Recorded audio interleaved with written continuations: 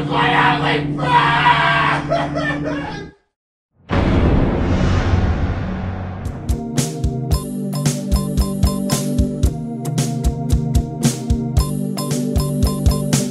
I cannot believe it. Although it's quite believable. We've arrived upon another week of existence and another 937. There's always so much to talk about once you start digging into things and kind of following the news in this community. Anything that really strikes you? Because I know I've got something. Go for it. All right. Sit down! If you remember that from elementary school or junior high or possibly even high school, although a lot of kids drive nowadays and Dayton kids take the RTAs. There's a problem with the service that takes kids to school in the city of Dayton. Transportation, the Dayton Public Schools. There was an article this week in the Dayton Daily News saying that Superintendent Lori Ward had addressed the problem with new, this hasn't really been announced to the media, Transportation Director James Wallace, my former supervisor. Right. And things are all aflutter at DPS Transportation. If you go on their Facebook page, it's just like filled with... The only comments on there. Yeah, where's my bus? My bus is an hour late. My kids never get picked up for the bus. Yeah. Well, transportation is a large organization and it's a multifaceted, multi-headed beast, if you will. But the main problem with transportation, there's two main problems with transportation in Dayton Public Schools. Number one is charter schools. Absolutely. The proliferation of charter schools has created double busing, if you will. Right. Where the Dayton Public Schools are not only responsible for charter school transportation, they're also responsible for Dayton Public School transportation, and the charter school kids, no matter where they're at in the city, can pick whatever charter school they want to go to. And it creates a giant labyrinth. Oh, yeah. And there's still some choice. Some kids in the city going to Dayton Public Schools, such as like the Boys Academy, they're coming from all over the city. So there's a huge labyrinth of transportation in the city. I mean, they're just taking kids all over the place. Right. That needs to be addressed, but that's something that has to be addressed at a state level. But responsible educational leaders need to get up in forums and press conferences and demand that this situation be addressed. We've seen the charter schools drain the public schools of students and not really perform or outperform the public schools on a macro scale. So you've got funds going out everywhere, you've got students going out everywhere. Meanwhile, the public schools are also, they cut like 60-some bus drivers last year. And they don't have enough people to take all the kids to school. Now, I know what's going to probably go on in DPS right now is the supervisors and the big wigs are going to come in and say, we've got too many people calling off work. But here's the reality, folks. You're lucky to get people to drive school buses because not everyone can do it. I couldn't do it. Lots of people quit. Right. I wouldn't be able to do it. So number one, you've got a limited field of people. Those people need to be treated with the utmost respect. They're public servants. They're doing a stressful job. It's very stressful. I did it for 7 years. Holy it's not cow. for everyone. Yeah. Not everyone can control a bus load of students. A lot of the success at that job is due to personal dynamics. You know, being able to control a crowd of kids. Some people can do it. So other people can't. And so... And even in doing that, even if you can, that's still a lot of energy and stress. Yeah. And so at times of the year, there might be a higher call-off rates for certain routes. And oftentimes, those routes are the worst kids imaginable, where there's fights every day on the bus.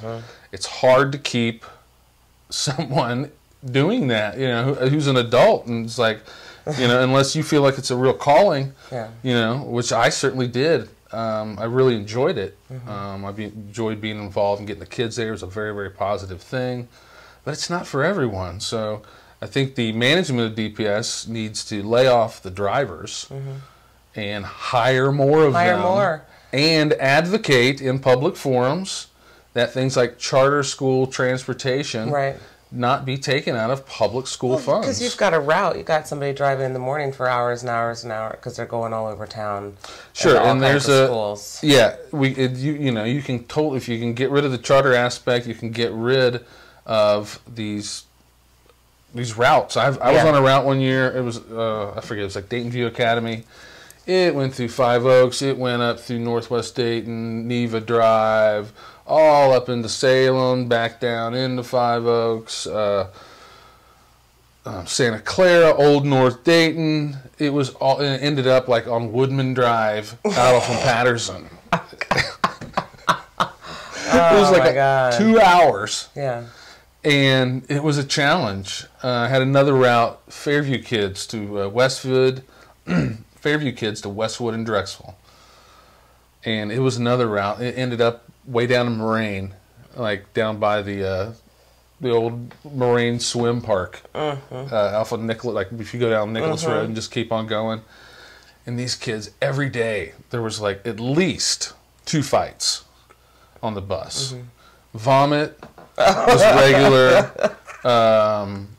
Farting was completely out of control. I mean, just the kids were just so into farting. Yeah. And it was just every day I got finished with it, I felt like I'd been through like a train wreck. Like every day. I mean, you know, and I'd been getting up, you know, I got up at like 4:30 in the morning to do this. So hire more drivers.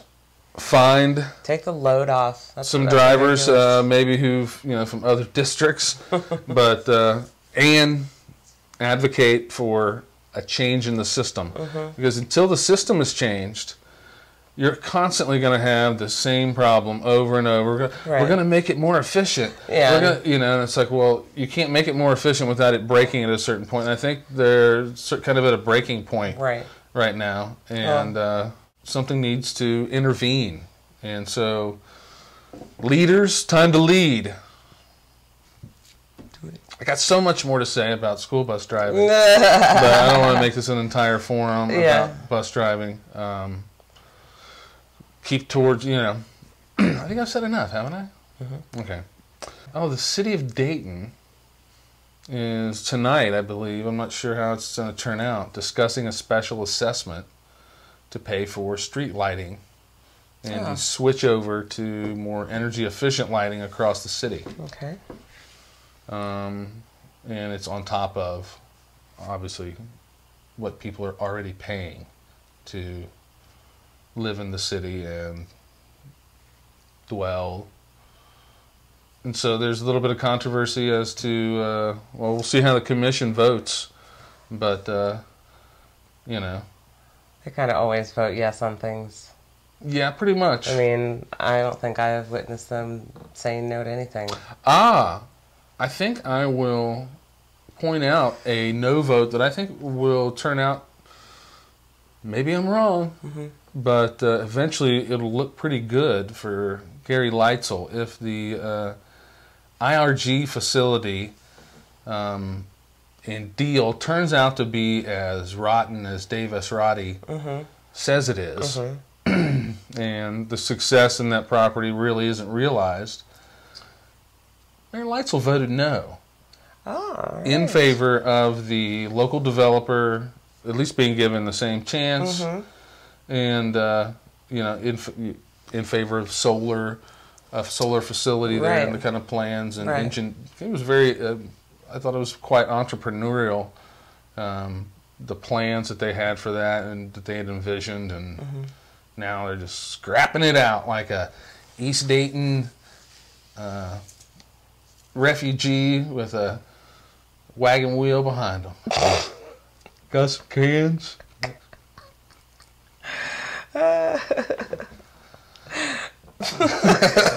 You like that one? Funny. Oh. There's a guy in Five Oaks around that area, Santa Clara. He's walking around with a T-shirt on his head, masturbating. So, if you see this, call the police. Call the police. Take some pictures and post them on the internet.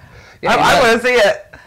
Well, if you can get some YouTube videos, yeah, that'd be awesome. Make sure to monetize your account before you put them up on YouTube, because it could become a sensation. A hit. There's a guy running around masturbating with a T-shirt over his head, like in between houses. Yeah.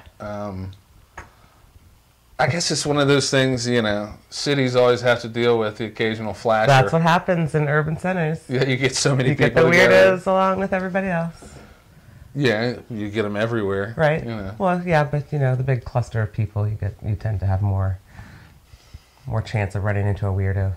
Yeah, that's true. Depends on how you define weirdo, though, because there's some. I'd say masturbating with your with a T-shirt on your head in between old abandoned houses is pretty much qualification for the weirdo train in my book. Oh, I think it's so funny. I would like to see it. I would laugh. I'd watch. I'm sorry.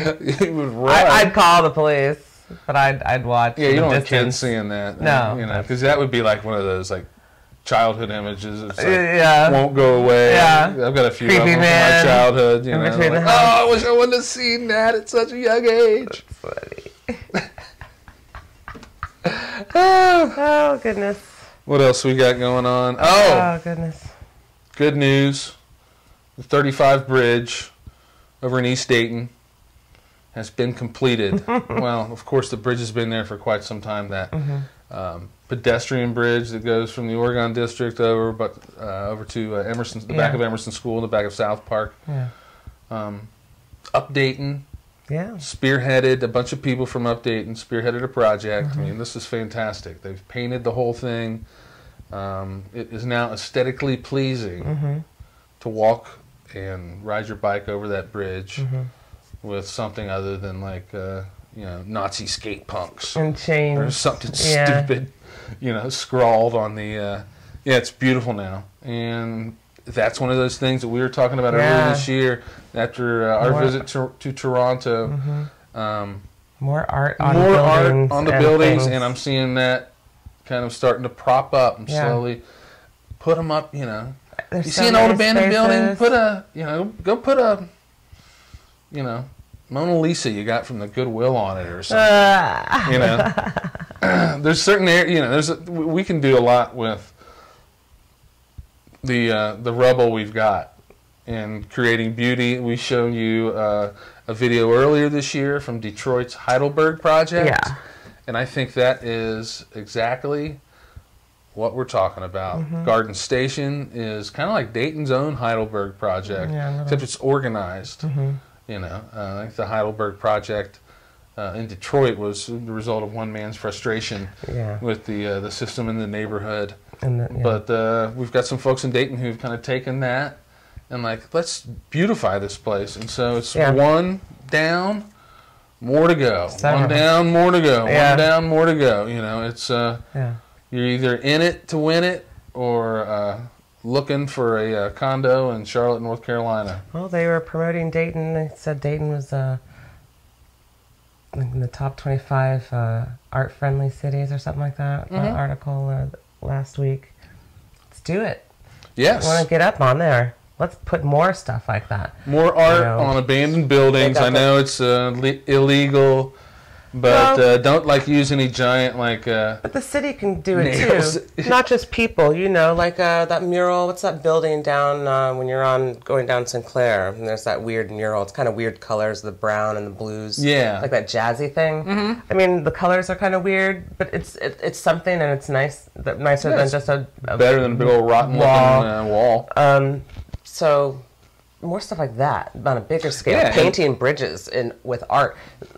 Cities should give money to people to paint bridges to make them pretty, rather than spending hundreds of thousands of dollars on dorky colored lights. Yeah, let's put an artist to work. Do it. There's so many. Yeah. Locally, I can't even start. There's so much creativity in the city. Who to nominate? There's just so many people. Right. So let's not get into that. Right, but I mean things like that. The city can do it and people can do it, but I think everybody should be doing it. Yeah. Make the city beautiful. We can do it with art. Speaking of making the city beautiful, did the city commission last week, when they voted to go ahead on with and approve plans by the county to take the wrecking ball to all but one of like the Sean Acre buildings up there on North Main? It's a shame. Well, they want to build a culture park. Oh. There. A park where people can hang out, like a garden, like a positive thing. Mm-hmm. And Kevin Jones, the head of Frock, advocated for it. Mm-hmm. I know Kevin puts a lot of sweat into Kevin cares. improving that area. Mm-hmm. But at the same time, the city commission, to a person, all had horrendous answers for the question, why was Montgomery County allowed to let these buildings go to complete and total rubble to begin with? Right. What happened to the property deterioration citations from the city that the neighbors would have gotten? Why didn't Sean Acres get those citations? Where were the people working on that? We can't change the past, and we have to move forward.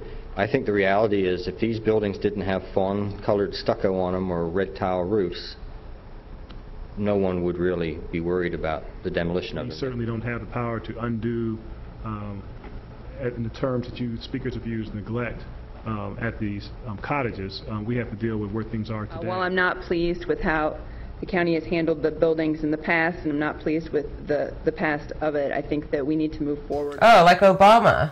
Yeah. We're going to look forward. We can't look back at past crimes or whatnot. Yeah. Look forward. Yeah. So I don't know. I mean, if governmental entities are allowed to let their properties just turn into crack houses, people should stop and junkie dens, well, then why shouldn't everybody else? Exactly. It goes back to my question, why shouldn't I be allowed to poop on the sidewalk?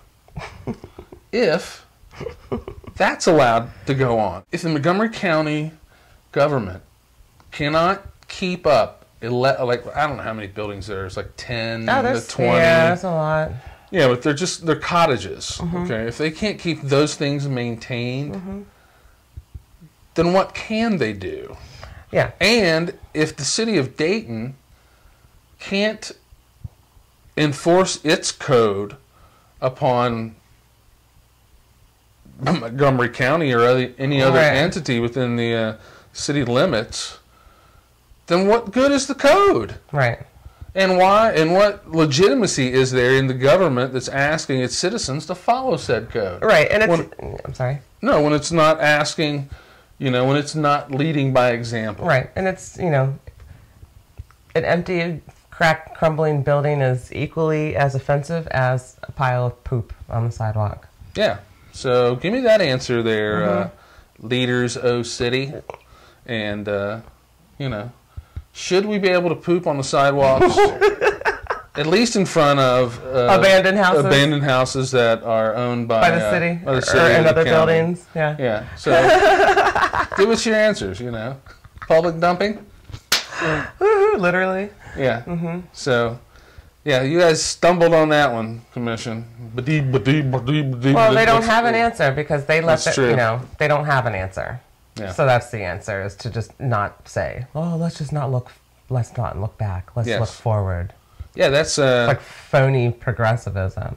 Being phony progressive. Well, it's also like saying, I mean, what if so they obviously didn't keep these buildings up. Right. So there should have been building inspectors saying, hey, you're going to keep this building up or we're going to send you a fine in the mail or we're going to see, going up the chain like they do. Right. That obviously didn't go on with the county. Right. And so why shouldn't the guy who busts you upside the head with a nunchuck and steals your purse 6 months down the road when caught, not say, that's in the past. We're moving forward. Yeah. I haven't done that in 6 months. No, baby, no. Yeah. Get legitimate. legitimate. We can't look back. Okay. Do we have anything else? I'm ill prepared now. Okay. Well, if you are a parent of a City of Dayton Public Schools child, we would like to speak with you. We are interviewing parents throughout the district as to their opinions on the quality of their child's education, how it's come from when they started to now, Their relationship with the school. relationships with the school, praise they have for the school, criticism they have for the school. All is fair game. And please give us an email at news@DaytonInformer.com if you'd like to be interviewed. We would love to talk to as many people as we possibly can. We have a new sponsor this week and for quite a while, 5th Street Wine and Deli. Everything's good there because they have great ingredients. Yeah. That's what it's all about. Yeah. 5th Street Wine and Deli, Welcome. urbancrag.com, Greenleafprinting.com. thereikiroomofdayton.com. More to come. And in the meantime, I thank you for watching. Thank you. Peace in, peace out. That was good.